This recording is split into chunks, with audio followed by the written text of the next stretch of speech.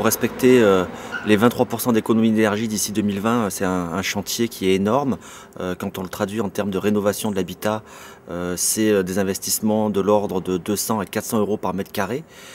Donc il faudrait rénover en Ardèche environ, en Ardèche méridionale, 1000 logements par an d'ici 2020. Donc c'est un chantier qui va nécessiter beaucoup de moyens, qui va nécessiter aussi une formation des artisans, des professionnels, pour qu'ils arrivent à fabriquer ou à rénover des bâtiments afin d'atteindre des consommations de moins de 50 kWh par mètre carré par an. Donc un gros chantier qui attend les Ardéchois, les artisans ardéchois et les politiques aussi ardéchois, qui doivent montrer l'exemple à travers leurs bâtiments, les bâtiments collectifs.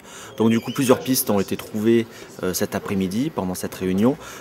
C'est d'une part d'essayer de valoriser le travail fait par les artisans avec un label basse consommation ou un label Ardèche économie d'énergie.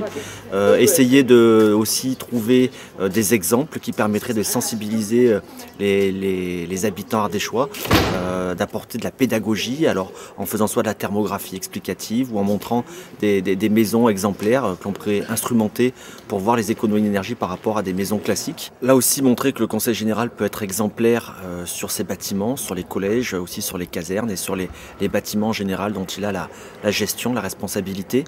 Et puis surtout en termes de pédagogie, il faut délocaliser le débat ou le relocaliser plus proche des citoyens, et c'est ce que porte Europe Écologie dans cette démarche.